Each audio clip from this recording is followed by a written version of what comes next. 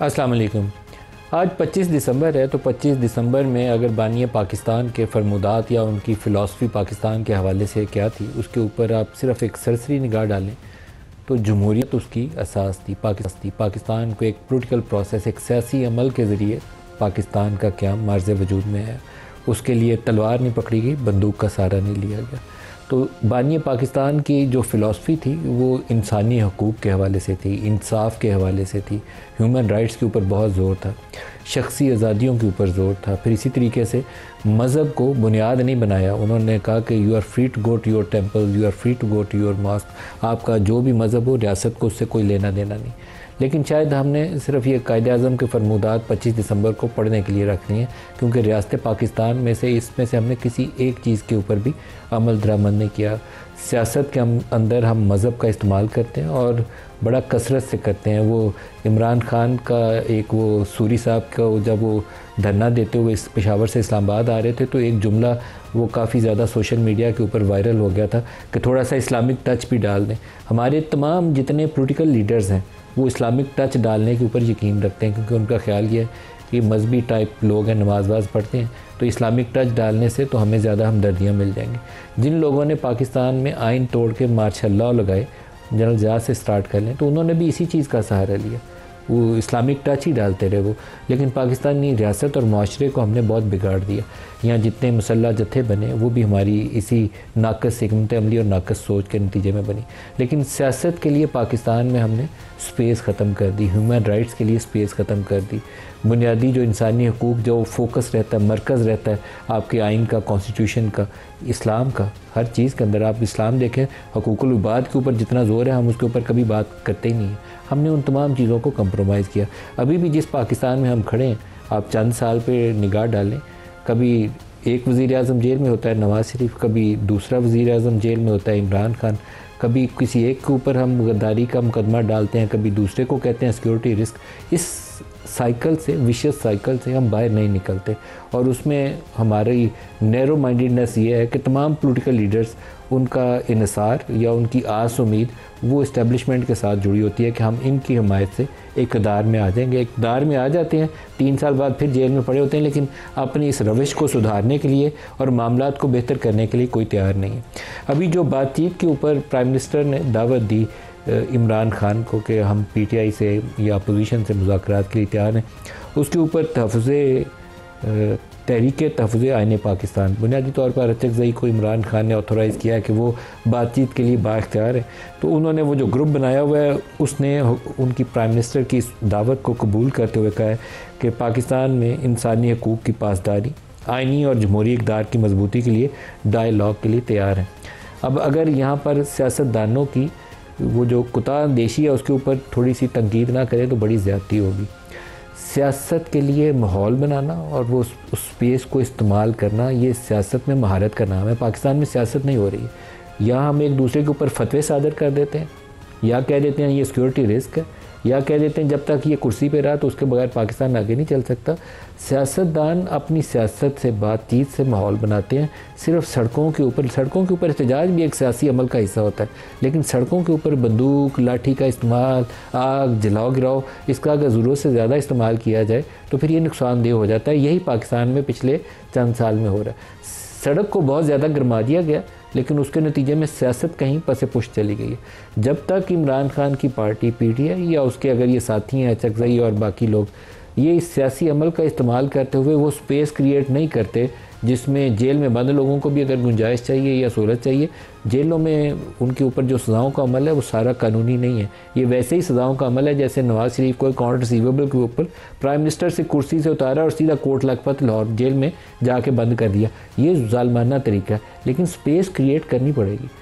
ये अगर नहीं करेंगे तो फिर ये अमल आगे चलता जाएगा, तवालत इख्तियार करेगा और पाकिस्तान का नुकसान होगा। सिर्फ एक शख्स फ़र्द वाहिद का नुकसान नहीं है, पाकिस्तानी रियासत का नुकसान है, क्योंकि पाकिस्तान को इस्तेहकाम चाहिए, अमन चाहिए, ताकि आपकी इकॉनमी ग्रो कर सके, रोज़गार के मौके पैदा हों, GDP ग्रो करे और लोगों की ज़िंदगियों में खुशहाली आए, जो रियासत का बुनियादी फ़र्ज़ है। तो आज जो प्रोग्राम में हमारे साथ शुरका हैं कि इसी मौजू पर बात करेंगे।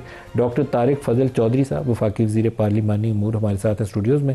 डॉक्टर साहब वेरी वार्म वेलकम। इसके अलावा शौकत यूसुफज़ई साहब मरकज़ी डिप्टी सेक्रेटरी इत्तलात हैं PTI से हमारे साथ। शौकत यूसुफज़ई साहब आपको भी खुश आमदीद। और अहमद बिलाल महबूब साहब पिलडैट के सरबराह हैं, सर आपको भी खुश आमदीद।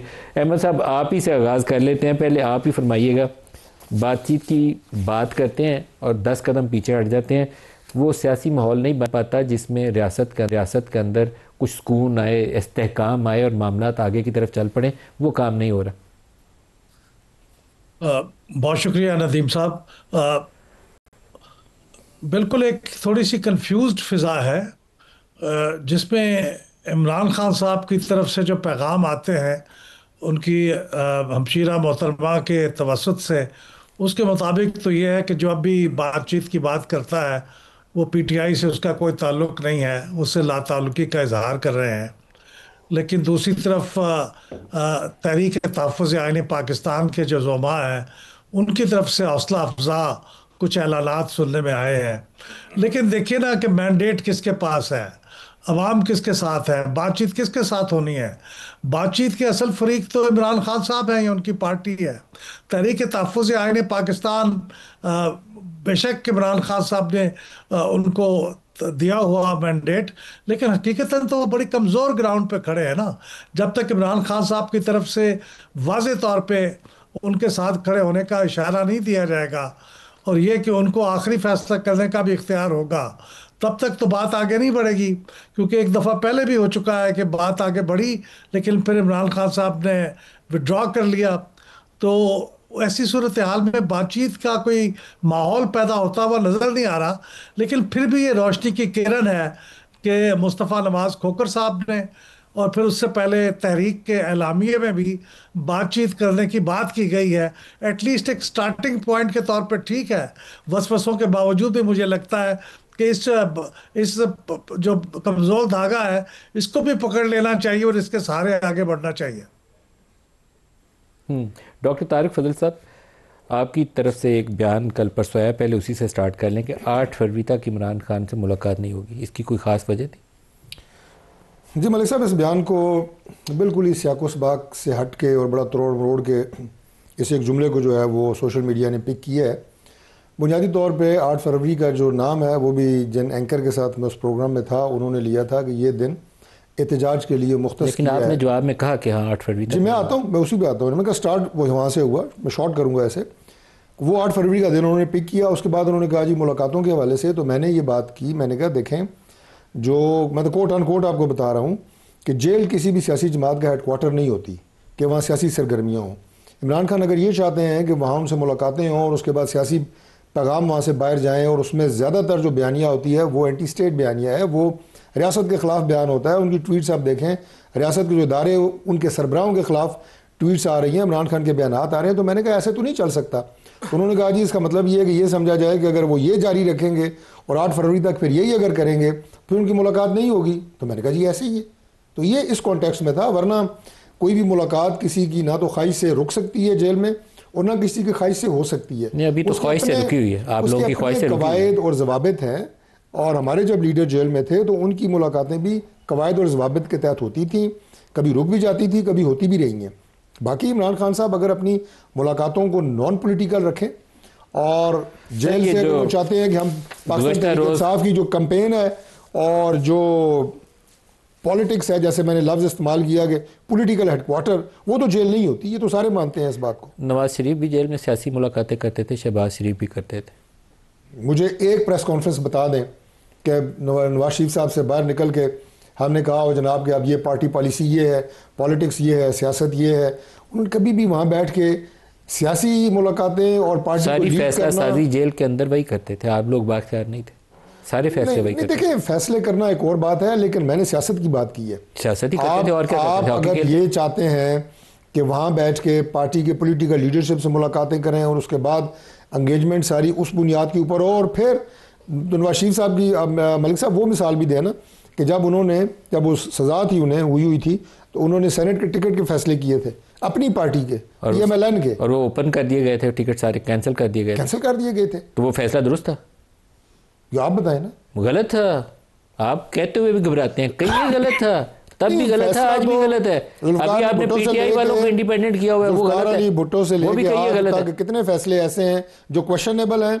भुट्टो साहब की फांसी का फैसला तो खुद सुप्रीम कोर्ट ने नल एंड वॉइड कर दिया है। पीटीआई के बल्ले का निशान जो आपने किया हुआ है, वो उसका तो चीफ जस्टिस साहब ने कहा है, मैंने तो ऑर्डर ही नहीं किया। ये उन्होंने तब कहा जब इलेक्शन हो गया था, अभी तक वो इंडिपेंडेंट बैठे हुए हैं पीटीआई वाले। नहीं तो उन्हें अप्लाई करना चाहिए। आपको बड़ा सूट करता है। मैं कह रहा हूँ कि उन्हें अप्लाई करना चाहिए। वो शौकत साहब आपके प्रोग्राम में आए हुए हैं, वो उनके फैसले को लेके इलेक्शन कमीशन जाएं, उन्हें कहें कि ये तो सुप्रीम कोर्ट ने कहा हुआ है, उनका निशान बहाल हो जाएगा। वो इलेक्शन कमीशन जो मौजूदा सूरत हाल है ना, वो तो इलेक्शन ही नहीं इनका मानता, पार्टी नहीं मानता इनको, बाकी तो चीज़ें छोड़ दें। काजी फायज ईसा का भी नाम तारीख में ना मोटे से एक कतबे के अंदर लिखा जाएगा इस फैसले के ऊपर, कभी भूलेगी नहीं तारीख उनको।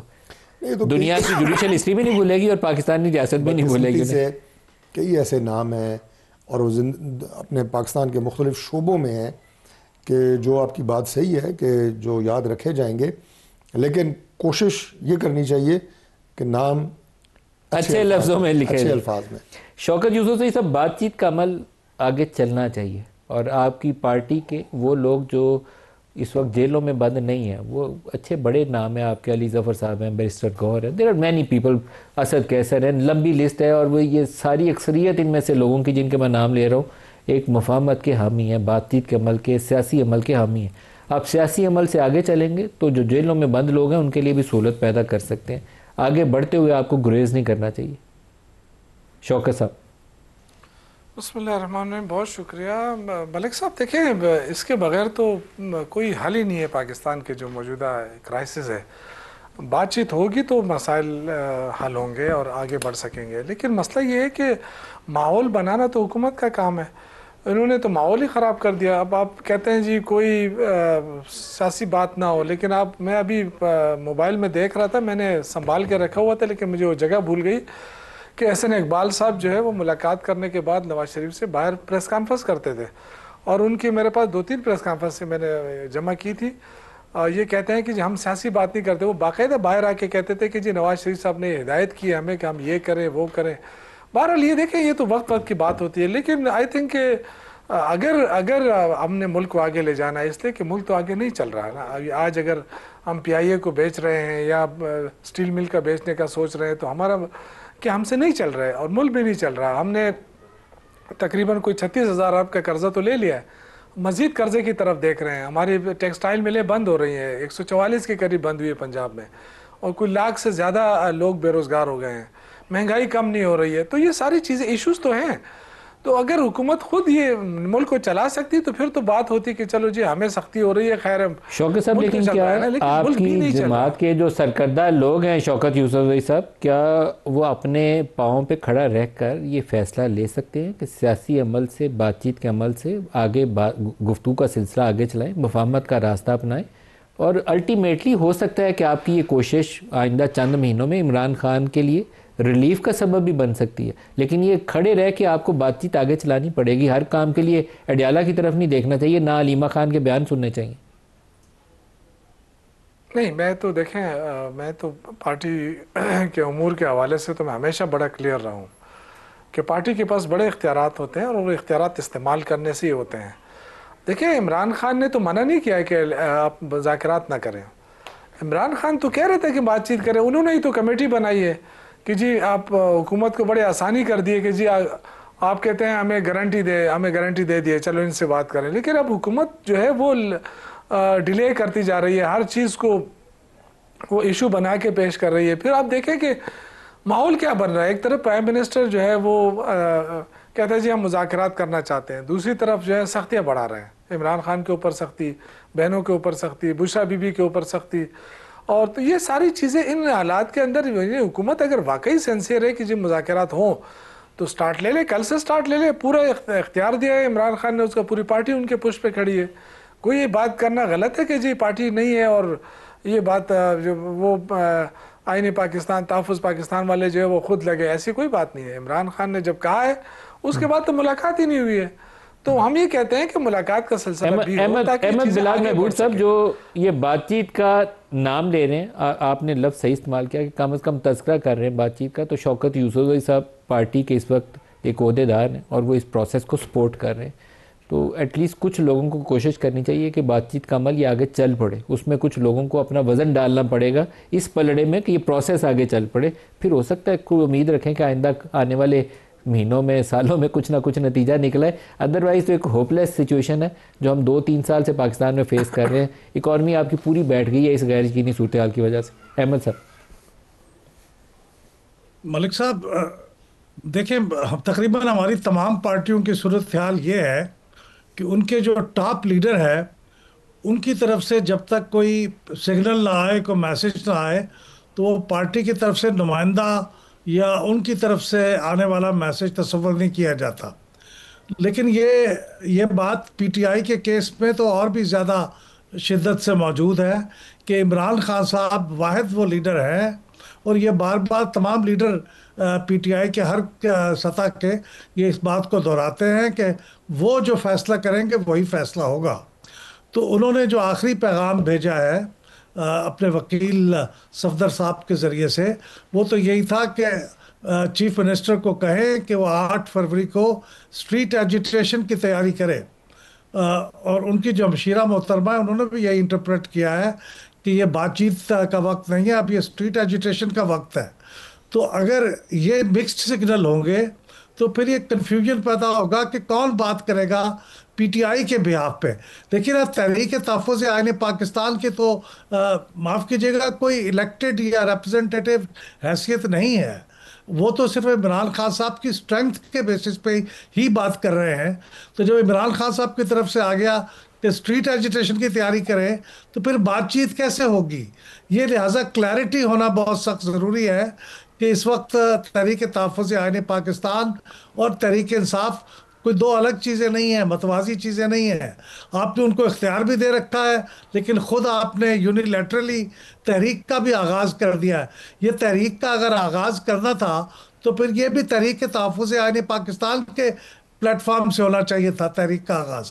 ये नहीं हो सकता कि आप पीटीआई तहरीक का ऐलान करें और तहरीक तहफ़्फ़ुज़ जो है वो मुज़ाकरात का ऐलान करें। ये तो बड़ी कंफ्यूज सिचुएशन है।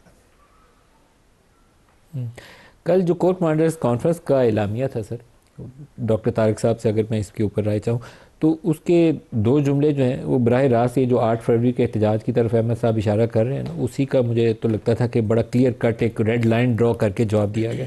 पहली उसकी लाइन है कि फ़ोरम ने दहशत गर्दी, जराइम और मखसूस सियासी मफादात के गठ जोड़ को 2 टोक अंदाज में मुसरद करते हुए वाज़े किया कि ऐसे अनासर कौमी सलामती के लिए बराह रास्त ख़तरा है। उससे अगली लाइन कम है, फ़ोरम ने इस अज़म का अदा किया कि कौमी वहदत, सलामती और इस्तेहकाम को नुकसान पहुँचाने वाली किसी भी बदनीति, चाहे वो सियासी हो या किसी और नौइयत की, हरगिज़ बर्दाश्त नहीं किया जाएगा। देखिए शौकत साहब ने जो बात अभी की है ना, मेरे भाई ने, उन्होंने कहा जनाब के मुल्क आगे नहीं चल रहा, फैक्ट्रियाँ बंद हो रही हैं, फ़लाँ हो रहा है, कारोबार ज़िंदगी जो है वो पाकिस्तान में उस तरह नहीं चल रहे। तो गुजारिश ये है, पहले तो फैक्ट्स एंड फिगर उन्होंने कुछ ज़्यादा बताए हैं, ऐसे हालात नहीं हैं, इतनी बुरे हालात नहीं है। टेक्सटाइल मिलने इतनी बात, लेकिन टेक्सटाइल मिलों की तादाद सही बताइए सर। मैं अर्ज़ कर रहा हूँ कि मैं बाकी पीआईए की प्राइवेटाइजेशन और स्टील मिल की प्राइवेटाइजेशन, अल्लाह करे कि पीआईए के बाद स्टील मिल भी बिक जाए, मैं दुआ मांगता हूँ ऑनर, वहाँ पे मैं शौकत साहब से मुतफिक नहीं। वो बिल्कुल नहीं, उससे बात करूँगा, लेकिन मैं अगर वो मुल्क की मुश्किलात का जिक्र कर रहे हैं, इसको इस तरह आसान कर देते हैं, तो उसकी वजह क्या है? उसकी वजह यह है कि कौमी वहदत की कमी है, जिसका आपने अपनी प्रेस रिलीज़ में जिक्र किया है। पाकिस्तान तहरीक इंसाफ की सियासत ने मुल्क में तफरीक, प्रोलिफरेशन बढ़ाई है, तफरीक पैदा की है आवाम के अंदर मुख्तलिफ वजूहात की बुनियाद के ऊपर। वो सिर्फ सियासी नहीं है, वो आपकी ऐसी कंपेन्स हैं, आपने आवाम को सियासी बुनियादों के ऊपर एक दूसरे से लड़ाने की कोशिश की। सियासत में मेरा अभी चौथा इलेक्शन था, यानी बड़ा एक वज़ादारी का नाम होता था, एक दूसरे की इज़्ज़त, हया, शर्म हया। अब सियासत का नाम गालम गलोच से शुरू होता है और उसकी मेन वजह पाकिस्तान तहरीक इंसाफ की पॉलिटिक्स है। उसके बाद आप आगे आ जाएँ, रियासती इदारे, रियासती इदारों के सरबराह, कोई भी इनकी सोशल मीडिया ब्रिगेड की शर से बचा हुआ नहीं है। तो गुजारिश ये है कि इस वक्त अगर हम कौम को मुत्तहद नहीं रखेंगे, और सबसे बड़ी बात यह है कि जिस मार्के से अभी हम गुजरे हैं इंडिया के साथ, जो हमारा कॉन्फ्लिक्ट हुआ है, वो मार्का हक इसमें जो कौम मुत्तहिद आपको नजर आई है तो पूरा मुल्क आपको एक मुट्ठी की तरह नजर आया है। आपको नहीं लगता कि वो जो यकजहती आई थी उसको बरकरार रखना चाहिए था? हमने 2-3 हफ्तों के बाद ही गवा दी। बरकरार बिल्कुल रखना चाहिए था, और उसके लिए सरतोड़ कोशिशें सिर्फ गवर्नमेंट को नहीं करनी होती। पाकिस्तानी हम तो नहीं है ना, वो भी पाकिस्तानी है। आप अगर तोशा खाना पे 10-10 साल की सजाएं दे रहे होंगे तो कहाँ यकजहती बचेगी? सर सजाएं तो हमें नहीं होती, नहीं है, अदालतों का काम है, अदालतें सजाएं देती रहती हैं, हमें कौन सी सजा। अभी आपने प्रोग्राम के शुरू में क्या कहा कि चलते हुए सिस्टम को, नवाज शरीफ को पकड़ के पहले जनाब किस बात पे, बेटे से तनख्वाह नहीं ली, बाहर निकाला, उसके बाद जेल। लेकिन कभी हमने वो बयानात नहीं दिए। जुल्फ़िकार अली भुट्टो साहब को फांसी होगी, कभी रियासत, रियासती इदारों, उनके सरबराहों को पाकिस्तान पीपल्स पार्टी ने वो गालियाँ दी हैं जो पाकिस्तान तहरीक इंसाफ दे रही है। ये हकीकत है, उसको माने। और अब हकीकत मानेंगे, वो डॉक्टरी में हम कहते हैं कि पहले डायग्नोसिस निकालें और उसके बाद उस बीमारी का इलाज होता है। ये इस डायग्नोसिस को माने कि ये गलत है।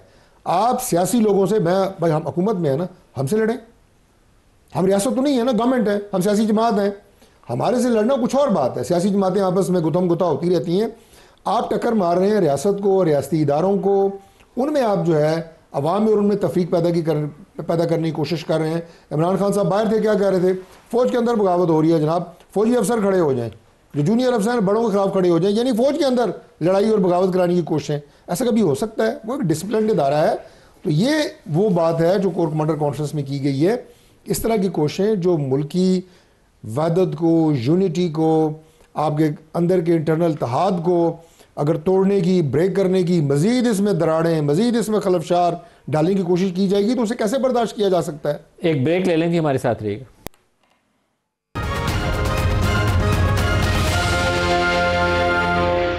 जी, प्रोग्राम में दोबारा खुश आमदीद कहते हैं। डॉक्टर तारिक साहब, जो सियासत में आम तौर पर सोचा यही जाता है कि आपकी जितनी मर्ज़ी किसी से मुखासमत भी हो, आप बैठते हैं बातचीत की मेज़ के ऊपर तो वहीं से रास्ते खुल जाते हैं। आपको बैठ जाना चाहिए उस मेज़ के ऊपर जहाँ से रास्ते खुलते हैं। मलिक साहब, हम ना सिर्फ उस मेज़ पे बैठे हुए हैं बल्कि हम वो क्या कहते हैं कि दामे दरमे सुखने, हम तो इंतज़ार कर रहे हैं इनका, ये किसी एक बात के ऊपर खड़े हों और उसके बाद मुज़ाकरात शुरू करें। प्राइम मिनिस्टर ने भी उसने अपनी कैबिनेट मीटिंग अभी 2 दिन पहले उन्होंने आगाज़ यहाँ से किया कि जी मैं फिर ये ऑफ़र करता हूँ। देखिए, बातचीत की जो बात होती है, उन्होंने ऑफ़र की बातचीत की। बातचीत सियासत का दूसरा नाम है, कभी भी बातचीत के दरवाजे बंद नहीं हो सकते। ये हमारी जो इलेक्टोरल पॉलिटिक्स होती है, हमारे सियासी मुखालिफिन होते हैं, किसी बात के ऊपर अगर कोई डेडलॉक आता है, कोई चीज़ होती है, तो आपस में मिल बैठ के ही बात होती है। कभी आपके धड़े ग्रुप बात कर रहे होते हैं, आपके नॉमिनेटेड लोग बात कर, कभी आप डायरेक्ट बात कर रहे होते हैं। अब देखें, उधर जो बात अभी आपके प्रोग्राम में हुई है ना, अब जो तहरीके तहफ़्फ़ुज़ आईन पाकिस्तान के सरबराह हैं चकज़ई साहब, अभी उन्हें इमरान खान साहब ने पावर ऑफ अटारनी दी हुई है अपनी तरफ से, पॉलिटिकल पावर ऑफ अटारनी, कि जनाब आप मेरी बिहाफ पे बात भी कर सकते हैं, जो स्ट्रेटजी आप बनाएं ये आपको मुकम्मल जो है मैं पावर ऑफ अटारनी देता हूँ। वो कह रहे हैं बातचीत ज़रूरी है, बड़े बैठ के बात करें, सियासी ज़ुआमा बैठ के बात करें, जो कि अच्छी बात है, इसी तरह होना चाहिए और अल्लाह करे ये हो। लेकिन उससे पीछे जो अलीमा बीबी हैं वो ये कह रही हैं कि जिसने बातचीत का नाम लिया मुज़ाकरात का, उसका तहरीक इंसाफ से कोई ताल्लुक़ नहीं है, उसका इमरान खान से कोई ताल्लुक़ नहीं है। तो ये इतना बड़ा जो 180 डिग्री का डिफरेंस ऑफ ओपिनियन है तहरीक इंसाफ में, उसको वो वाज़े करें, हम उन्हें तरीक़ाकार बताएंगे, कहाँ बैठते हैं, जहाँ वो कहेंगे बैठेंगे। देखिए, किसी भी जमात का सियासी इख्तलाफ, सियासी दुश्मनी नहीं होता। ये हमारी जमात का और हमारी लीडरशिप का, उनका पूरा तर्ज सियासत देखें ना, उन्होंने कभी भी, कल भी एक प्रोग्राम में मैंने कहा, पाकिस्तान तहरीक इंसाफ के एक दोस्त मेरे साथ थे, उन्होंने कहा जी वो नवाज शरीफ साहब, मैंने कहा नवाज शरीफ की सियासत कभी भी इंतकाम की सियासत नहीं है, नवाज शरीफ साहब के किरदार की बात कर रहे थे। मैंने कहा वो भी किरदार अदा करेंगे। तो हम जो है वो डायलॉग, सियासत, मुज़ाकरात, पॉलिटिकल स्टेबिलिटी के लिए, मुल्क को आगे लेके जाने के लिए हम वक्त तैयार हैं। और डायलॉग के बाद मैं ये आखिरी जुमला कह दूँ, उसमें कोई हमें गवर्नमेंट के लिए से फेवर नहीं चाहिए, किसी और चीज़ के लिए नहीं चाहिए। इस सिस्टम की, जिसकी भी हम कौमी इबादत की बात कर रहे हैं, अभी देखिए हमने PIA की बात की है, ये बात चूँकि हुई है, मैं 30 सेकंड में अर्ज़ कर दूँ। अभी इसके ऊपर नेगेटिव प्रोपेगेंडा, भाई PIA अगर 135 अरब की बिकी है, उसमें से 8 अरब गवर्नमेंट को वापस आना है, बाकी 10 अरब गवर्नमेंट को आना है, 10 अरब आना है, बाकी सारा PIA की प्राइवेटाइजेशन एक अच्छा फैसला है। आप इस बहस में जाए बगैर, it's a good decision. Imran Ismail साहब हमारे साथ शामिल हो रहे हैं। इमरान इस्माइल साहब, जो तहरीक तहफ़्फ़ुज़ आईन पाकिस्तान है, अचकज़ई साहब उसमें असद कैसर भी हैं, उन्होंने प्राइम मिनिस्टर की उस ऑफ़र को एक्सेप्ट किया है, बातचीत के अमल को। अब असल सवाल यहाँ से ये शुरू होता है कि क्या पीटीआई की जो लीडरशिप इस वक्त जेलों से बाहर है, क्या वो अपने पाँव पे खड़े रहते हुए इमरान खान का भी जो प्रेशर है उसको भी बर्दाश्त करते हुए, अलीमा खान के तुंदो तेज़ बयानात को भी सामने रखते हुए इस बातचीत के अमल को आगे बढ़ाएंगे और रास्ता खोलेंगे? क्योंकि ये बातचीत का यही एक रास्ता है जो इमरान खान की तरफ भी जाता है और जो कोट लखपत आप कहते हैं उधर भी जाता है, और कोई तरीकाकार इस वक्त मौजूद नहीं है और बहुत ऑप्शंस भी अवेलेबल नहीं है पीटीआई के लिए। आप क्या कहते हैं? बिल्कुल सही आपका एनालिसिस है नदीम साहब कि बहुत ज़्यादा ऑप्शंस पीटीआई के पास है नहीं। अब जो ये कन्फ्यूजन की जो हम बात कर रहे हैं अलीमा खान के बयान की या महमूद खान अचकज़ई की, अब अपेरेंटली तो इमरान खान साहब ने महमूद खान अचकज़ई को अथॉरिटी दी हुई है टू नेगोशिएट और नॉट, बातचीत शुरू करें या ना करें, इसकी अथॉरिटी उन्होंने अब्बास साहब को और अचकज़ई साहब को दोनों को दी हुई है। अब अलीमा खान का बयान जो है वो इसके मुतरादिफ है, ज़ाहिर है उसके खिलाफ है, बरखिलाफ है। और जो चेयरमैन है पीटीआई के वो कह रहे हैं कि जी बातचीत होनी चाहिए। सो एक थोड़ा सा कन्फ्यूजन इसमें आता है, इसको थोड़ा सा क्लियर कर लें पहले। अलीमा खान साहिबा पीटीआई की लीडर नहीं है, ना ही उनके पास पीटीआई की कोई पोजीशन है, ना उनको इमरान खान ने चेयरमैन वाइस चेयरमैन या कोई चीज़ लगाया, ना स्पोक्स पर्सन लगाया। वो बेशक ये बहनें जो हैं अपने भाई की आज़ादी के लिए जद्दोजहद कर रही हैं, जो उनका हक़ है, जो उनको करना चाहिए वो कर रही हैं। और फैमिली जिस तरह इमरान खान की आज़ादी की जद्दोजहद कर रही है, पूरी तहरीक इंसाफ पार्टी जो है वो उस तरह से नहीं कर पाई या नहीं कर रही, वो बहनें ही हैं जो कर रही हैं, ज़ाहिर है। तो उनका कोई पॉलिटिकल तो एक्सपीरियंस या पॉलिटिकल स्ट्रक्चर तो उनका नहीं है, लेकिन वो अपने भाई की आज़ादी के लिए जद्दोजहद कर रही हैं, जिसको अप्रिशिएट किया जाना चाहिए। अब पीटीआई की जो लीडरशिप है उसका प्रॉब्लम ये है कि वो एक तो गैर सियासी है और ना वो कभी पीटीआई का हिस्सा रहे इससे पहले। अब पीटीआई पाकिस्तान की सबसे बड़ी सियासी जमात, मोस्ट पॉपुलर जमात है इमरान खान की जमात पीटीआई, उसके जो लीडरशिप इन लोगों के हाथ आ गई है, जो पीटीआई के मिजाज को नहीं जानते, जो इमरान खान के मिजाज को नहीं जानते। मैं पहले भी बारहा कह चुका हूँ कि जब ये अडियाला में इमरान खान से मिलते होंगे, मैं इमेजिन करता हूँ अपने इमरान खान के 30 साल ताल्लुकात की बुनियाद पर जितना मैं उनको जानता हूँ कि इमरान खान वो शख्स हैं जो किसी नए आदमी के साथ बहुत कंफर्टेबल नहीं होते और खुल के बात नहीं कर सकते। तो ये जो बात इमरान खान से करते होंगे अडियाला में, ये बोलते हैं फ्रेंच जो इमरान खान को नहीं आती, और इमरान खान जवाब देते हैं पर्शियन में जो इनको नहीं आती। तो बिल्कुल एक कैओटिक सिचुएशन है, इनको नहीं समझ के वो क्या बात हो रही है।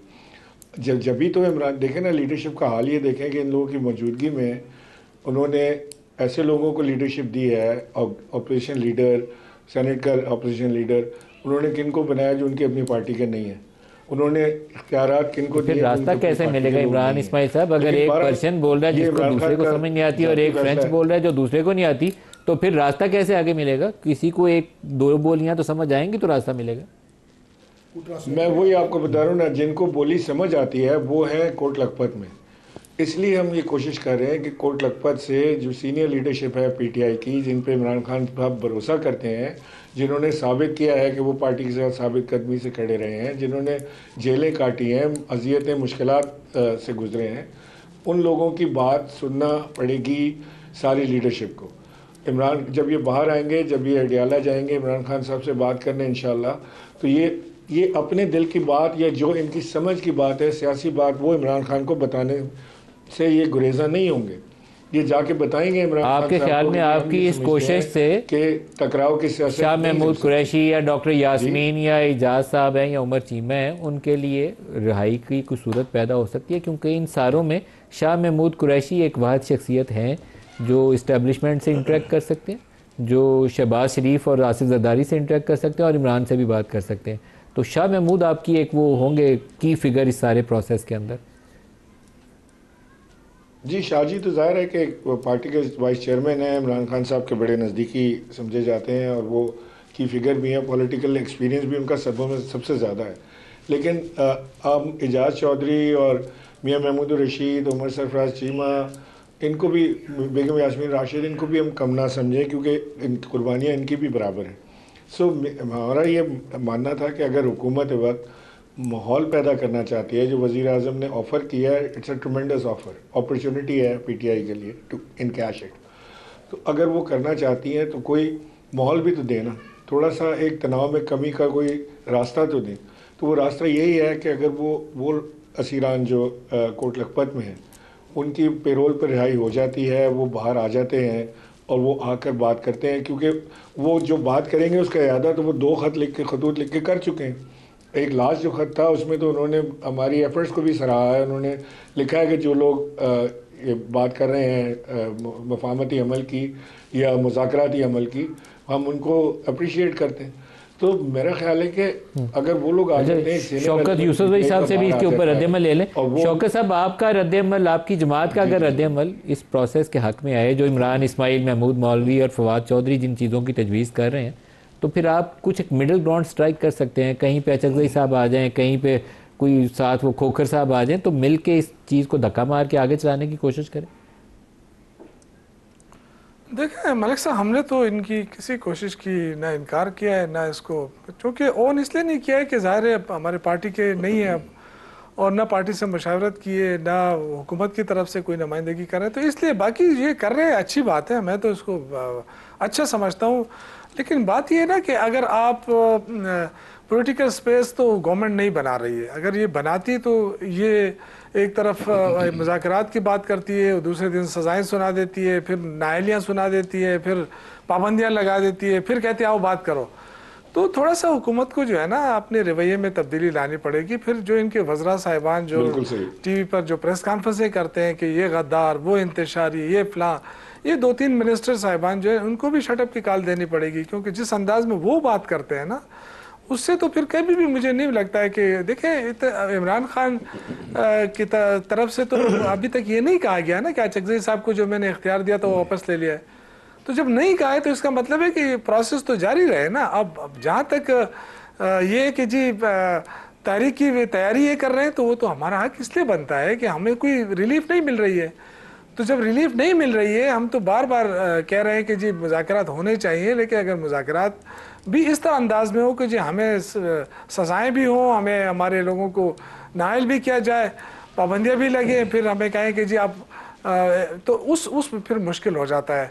मेरी ये ज़ाती राय है, और मेरे जो भाई ने बात की ना, देखें ये हमेशा बड़ी अच्छी बातें करते हैं, लेकिन एक बात जो इन्होंने की कि ये जो है ना ये गालम गलोच और ये पीटीआई ने, मेरे ख्याल से या पहले में सियासत में नहीं होंगे चौधरी साहब, या इनको या जानबूझकर उसको बुला रहे हैं कि ये गालम गलोच हमने नहीं शुरू किया है। गालम गलोच नवाज शरीफ और बेनज़ीर साहिबा के दौर में शुरू हुई थी। जिस अंदाज में नवाज शरीफ साहब बेनज़ीर भुट्टो साहिबा को पुकारते थे, शायद कोई एक आदि अगर आप चला लें तो ना चलाएं बेहतर, क्योंकि वो फौत हो गई बेचारी, शहीद हो गई हैं वो। लेकिन जो उसको रुलाया था, मुझे आज भी याद है कौमी असम्बली में। तो ये बातें ना करें कि आप वो लफ्ज़ में नहीं कह सकता इस टीवी चैनल के ऊपर उस शहीद के बारे में जो नवाज शरीफ साहब कहते थे। तो अब जो कुछ हुआ है सबसे गलतियाँ हुई है, कोई एक आदमी ये नहीं कह सकता कि हम बड़े पारसा रहे हैं। जिसने किया है, किसी ने करप्शन की है, किसी ने क्या किया है, किसी ने क्या किया है, लेकिन हल क्या है? आप कहते हैं कि हमने पीआईए बेचा, अच्छा किया, वो मैं भी कहता हूँ अच्छा किया है, लेकिन पीआईए को इस मुकाम तक पहुँचाने में रोल किसने अदा किया है, ये भी तो तयन होना चाहिए ना। आप अगर नवाज शरीफ साहब की एक भी स्टील मिल खसारे में नहीं है, लेकिन पीआईए वो हमारा स्टील मिल खसारे में है सरकार, तो ये सोचना तो चाहिए ना, इसकी जिम्मेदारी तो किसी पे डालनी होगी। लेकिन अब शायद शरीफ मिल के पास, शरीफों के पास भी अब फैक्ट्रीज नहीं है, इत्तेफाक फाउंड्री अब नहीं है उनके पास। डॉक्टर तारिक साहब इस वक्त इत्तेफाक फाउंड्री की तरफ नहीं है, लेकिन बातचीत वाले मसले पे बातचीत का अमल जो है, मैं एक चीज आपको उसके लिए आप सारों के अंदर ख्वाहिश मौजूद है। शौकत साहब की जमात के अंदर भी मौजूद है, आपकी जमात के बेशतर जो सीनियर लोग हैं बातचीत के अमल को आगे बढ़ाना चाहते हैं। कुछ लोगों की ईगोज जो है वो हर जगह पे आड़े आ जाती हैं, उनको पीछे करते हुए रास्ता निकालना अब आप लोगों का फ़र्ज़ है। मलिक साहब, एक जुमला चूँकि शौकत भाई ने बात की है, मैं सिर्फ इतना कह दूँ कि पीआईए तमाम ये जो पिछले अदवार में 20-25 साल में हुकूमतें रही हैं, हर दौर में खसारे में रही है, सिर्फ हमारे दौर में नहीं रही। लास्ट 2 मिनट से टॉपिक। अच्छा, जहाँ तक अब आपने कहा ना जी कि कोई ईगो का मामला है, अना का मामला है, जब हमारी जो टीम इस वक्त जिसको लीड प्राइम मिनिस्टर शहबाज शरीफ साहब कर रहे हैं, जो हमारे कप्तान हैं, जब वो बरमला 4 दफ़ा ये बात कह चुके हैं कि मुज़ाकरात होने चाहिए, डायलॉग होने चाहिए, और इंतहाई खुलूस नीयत के साथ लीडर ऑफ अपोजिशन की चेयर पे जब जाके उन्होंने कहा था मैं उनके आपके साथ कप्तान को अपने चीफ सेलेक्टर से इजाज़त लेनी पड़ेगी। मियां नवाज शरीफ साहब भी बिल्कुल इनके साथ हैं, वो भी ये कह रहे हैं कि मैं भी अपना किरदार आप अदा समझते करने हैं के कि लिए नवाज तैयार शरीफ हूं। साहब भी उनके चीफ सेलेक्टर? वो उनके मेंटोर हैं, वो उन्हें अपना लीडर कहते हैं, वो हमारे कायद हैं, वो भी ये चाहते हैं और प्राइम मिनिस्टर भी ये चाहते हैं। तो बाकी टीम जो हम सब उनके साथ हैं, हम तो चाहते ही चाहते हैं, जब लीडर ने कह दिया तो हम तो उनके साथ हैं। इसलिए उम्मीद रखी जाए कि बात आगे चलेगी। इंशाल्लाह जरूर चलेगी। आप शौकत साहब को कहें वो अपना ये कंफ्यूजन दूर करें। ये जो सेलेक्टर का है ना, इसमें कोई शक नहीं है, लेकिन बहरहाल चलो अभी तो इनका अपना मसला, हम इस पर ज्यादा नहीं। लेकिन आप देखें कि बैरिस्टर गौहर, सलमान अकरम राजा, असद कैसर, इनकी मौजूदगी में अगर ये मुज़ाकरात नहीं शुरू कर सकते ना, तो ये मैं नहीं समझता कि हुकूमत बड़ी अहलियत है। यानी इन लोगों में इमरान इस्माइल साहब एक जुमले में कुछ कहना चाहते हैं तो कह दें sir, closing remarks. Imran Ismail साहब। सर मैं अपने भाई से, शौकत यूसुफ भाई से मैं ये कहना चाहता हूँ कि आपने फरमाया कि जी हम उनसे रब्ता नहीं करें, तो मैं आपके थ्रू रब्ता करना चाहता हूँ PTI वालों से कि हम आना चाहते हैं, हमारा डेलीगेशन आपके पास आएगा और आके आपसे अपनी बात रखेगा, आप हमें टाइम दिलवा दीजिए उनसे। अच्छा, मैं इमरान इस्माइल साहब आपको, शौकत यूसुफ भाई साहब आपको और तारिक फजल साहब तीनों को दावत देता हूँ, आप समा के दफ्तर आएँ, मैं अपने स्टूडियो पे बिठा के आपको चाय भी पिलाऊंगा और आपको अपॉर्चुनिटी प्रोवाइड करूंगा, आपस में खुली बातें करें। वो कैमरे पे नहीं दिखाता, आप बैठ के बातें करें आपस में। प्रोग्राम का वक्त खत्म हो गया। इमरान इस्माइल साहब, शौकत यूसुफ भाई साहब और तारिक फजल चौधरी साहब, आप सबका शुक्रिया। आज के लिए इतना ही, इजाज़त दीजिए। अल्लाह हाफ़िज़।